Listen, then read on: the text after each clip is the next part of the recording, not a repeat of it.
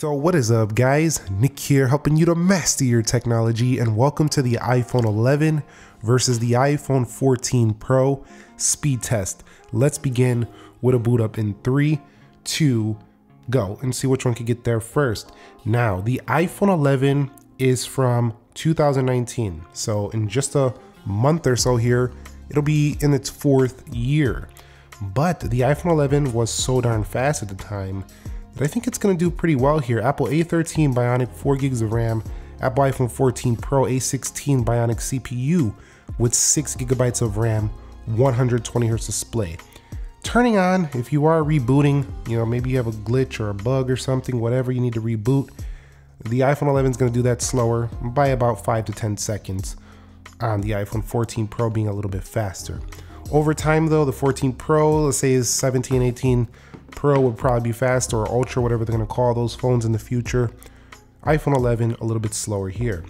Now when it comes to the Face ID though, those mechanisms haven't changed whatsoever. So if we do unlock these phones really quickly and we take a look at, Face ID, really it doesn't matter. If you upgrade here, it's not faster.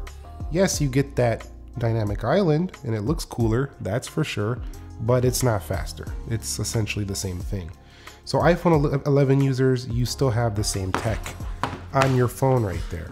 Now in terms of the software, what's cool is that iPhones do get updated very regularly, consistently over the long haul. And the iPhone 11 is still there at 16.1.1. Now the iPhone 14 Pro is also on that same version. Obviously it's the latest phone. So that's what we're gonna be running this test on today. And kind of just so you know, I did do a test before we run these applications. I gotta say, I was very impressed with the iPhone 11. Scrolling through though, it's just 60 Hertz. That feels a little bit less smooth. Over here, 120 Hertz feels a little smoother. However, this feels similar to say an iPhone 14, the regular model, when scrolling through, stuff like that. So it's still plenty fast on the day-to-day for just regular swiping through the OS. I will say once in a while, the 11 can stutter if you are downloading a brand new update or you got 17 backups going at the same time, updates, iCloud backups, then you might get a little stutter here and there, but it's very rare. On the iPhone 14 Pro, obviously being the latest and greatest, nothing to speak of right now. All right, so let's take a look at how they do day-to-day in terms of application performance. We're gonna go into calendar. You can see pretty close. Let's go into calculator. A little faster on the 14 Pro. Not by a whole bunch though. Let's go into weather. You could see different cities, but look like the 14 Pro is a hair quicker. We'll go into App Store here. 14 Pro. Let me go back here. We'll go into this game, for example. You can see the contents were loading a little faster there. Let's do one more. And then the 11, but overall, just kind of hopping through the sub menus and stuff. That one goes to the 14 Pro. 14 Pro again. So when you have to load up some graphics and stuff, you can see definitely the 14 Pro, just a minuscule difference. We'll go into Instagram, and you could see Instagram first there on, it looked like the 14 Pro. We'll go back home. We'll take a look here. Scrolling similar. So if you're using iPhone 11, it's not like you can't run essentially the same stuff. Twitter, we'll go into my profile. That was to the right. And you could see opening up at the same time. So generally using this iPhone, the iPhone 11 in 2022, heading into 23, feels just like using a 14. So man, did you get your money's worth if you had an iPhone 11 since it first came out. Lots of Cyber Monday deals, the ridiculous amount of deals on every single app you open, but you can see Amazon performs similar. We'll go into eBay, and you can see eBay first there for the iPhone 14 Pro. If I go to my eBay, pretty similar. Set up out of there. Groupon, 14 Pro by a hair, things to do. And the reason why I even do this is because I'm interested to see, is these apps slowing down? Is the phone generally feeling slower? Because if you want to do an upgrade, these phones aren't cheap. You invest in your iPhone for at least a few years minimum. You know, you want to see, am I getting a lot in return? And I think you are getting a lot in return here in an upgrade, but not in terms of the iPhone experience itself. It's not really that different. You're getting a hardware experience upgrade. So better screen, better build, gaming performance, of course, a little faster. But in terms of what you can do on the iPhone, your 11 can still do 99.8% what the iPhone 14 Pro can do. So it could do almost everything the same, you know, which is saying that, you know, people are saying Apple slows their phones down. I don't really see it here. Let's go into Subway servers. And remember, I did the 10R versus this phone a few days ago, and that phone did pretty well as well against this phone. So not that it definitely didn't win. 14 Pro won out in pretty much everything, but the 11, man, so much better performing than the iPhone 10R.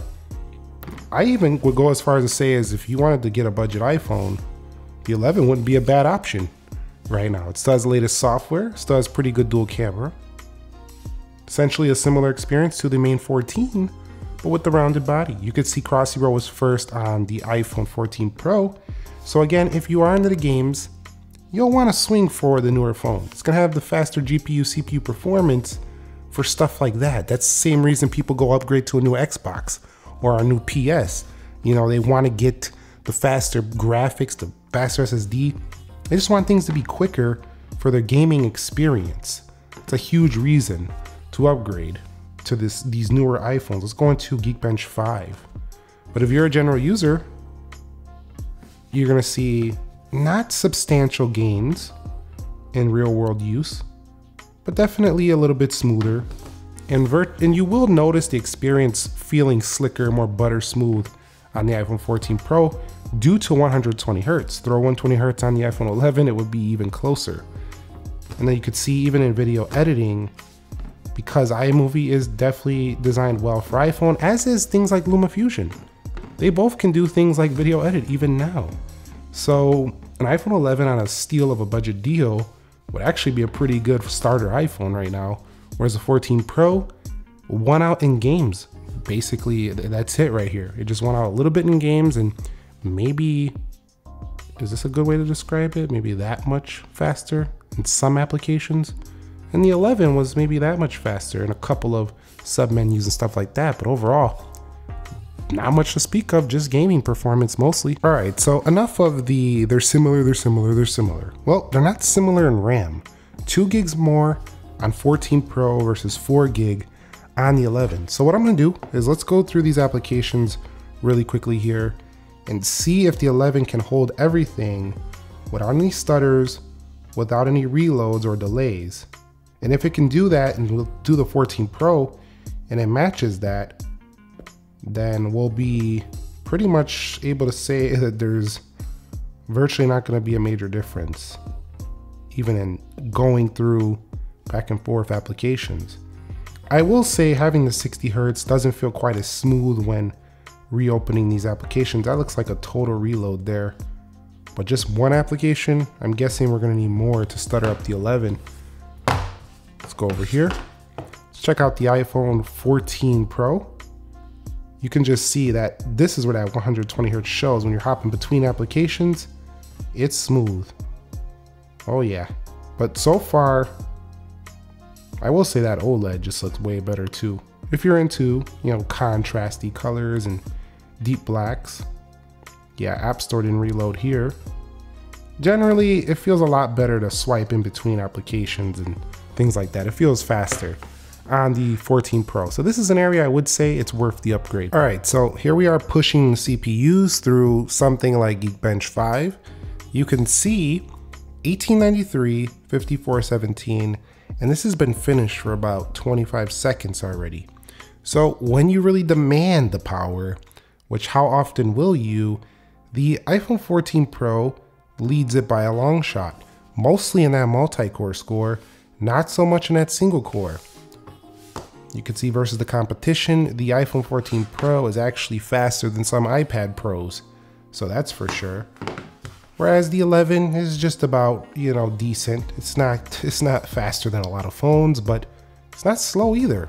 It's still a very respectable device overall, so not bad there. We're gonna go ahead now and take it over to 3D Mark and we'll do a Wildlife Extreme test, and I'll be back with their frame rates and their scores. All right guys, so here is my final results for Wildlife Extreme. Take a look at the iPhone 11 versus the 14 Pro. When it comes to the frame rates, that's substantial right there. So yes, you have to push it though. Like I said earlier, you didn't see much pushing it here in this video, but if we did really push them in the actual game, the iPhone 11 would definitely not be the better performer here. Let's go ahead now and just quickly do a export of the same video here. I loaded up on both phones. They're only about 1:53. We'll just see how they do this. So let's go to save video and we'll export them out. I'll be back when this is done.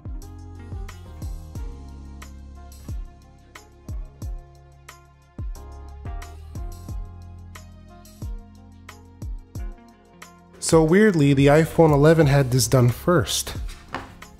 I don't know how that's possible, but it was done first. So that could just show you that iMovie's super well optimized, but also can let you know that you can still do some good stuff on the iPhone 11, even though it's older. I'm not pitching the iPhone 11. The 14 Pro is the phone to get if you want top of the line iPhone right now. We all know that.